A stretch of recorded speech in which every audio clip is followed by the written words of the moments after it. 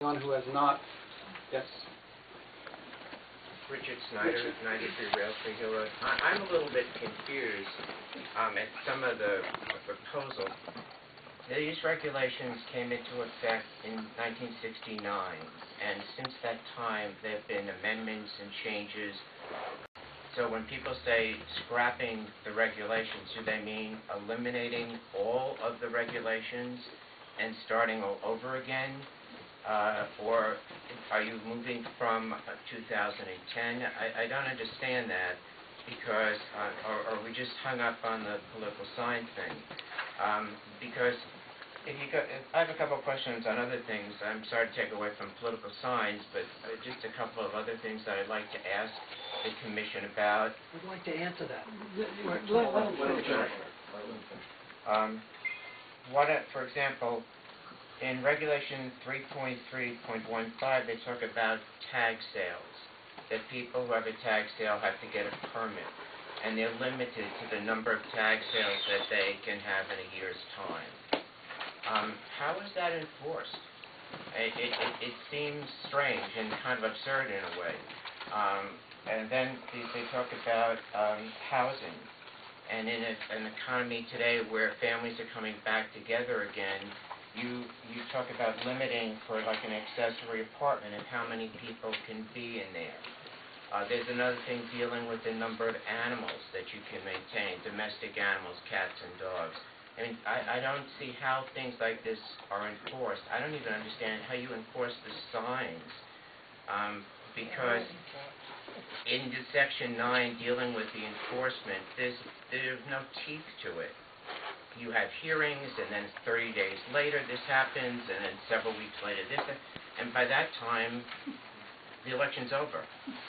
So, I mean, you know, it's like a tempest in a teapot over the sign. And shouldn't there be stronger rules about enforcement?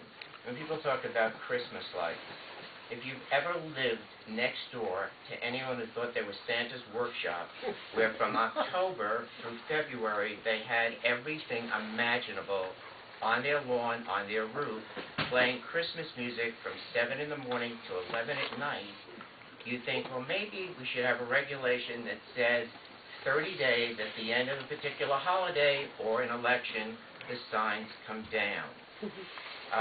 Good luck with that. I know. But as far as the political signs and the issue of freedom of speech, there are about 7 major cases that came up, and they deal with what the content of the sign is, not whether you can put up a sign. And there is further, there is a number of jurists, judges who have said that a town can regulate the number of signs and the size of the signs if it's neutral in terms of content.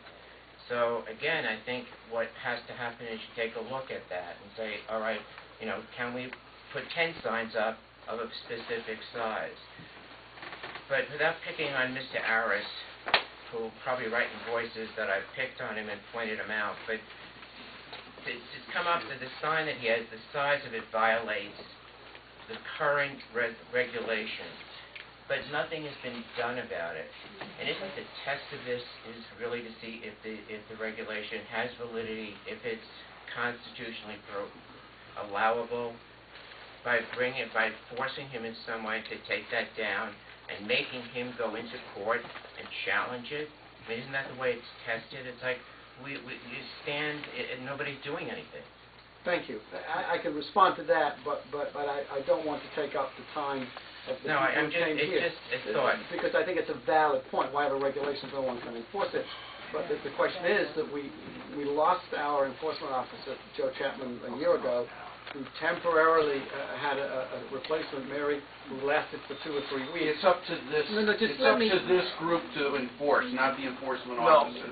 Martin, you're also not telling the truth. There was a motion made after you left the meeting. I'm responding to Richard's yes, question. but you're not not truth. saying what's Ron, real. if you wait a minute, you can have the floor.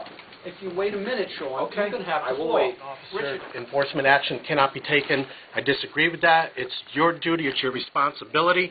You have a right to do that, and I implore you to continue to do that, because we certainly have staff that can write letters and carry out the action that the board wishes to do.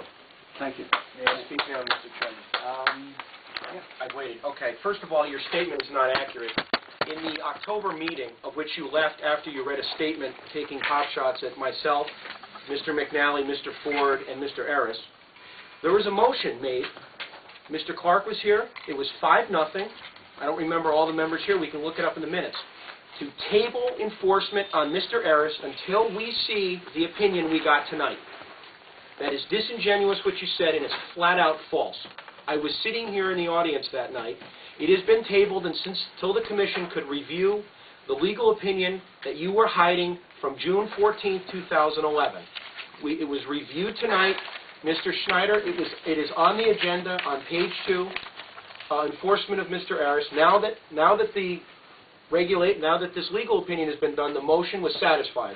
The Commission was not able to take any action until that was dealt with. It has nothing to do with whether we have enforcement officers or anything of those such. Mr. Harris has not been given his due process yet, and you can't even send him a letter or demand he take it down because of that fact. And I would appreciate just correcting that record, and if we could have that in the minutes, that this matter with Mr. Harris, there was a motion made in October to table it until the legal opinion from June 14, 2011 was reviewed by the Commission. I ask that that be put into the minutes as I have spoken it tonight.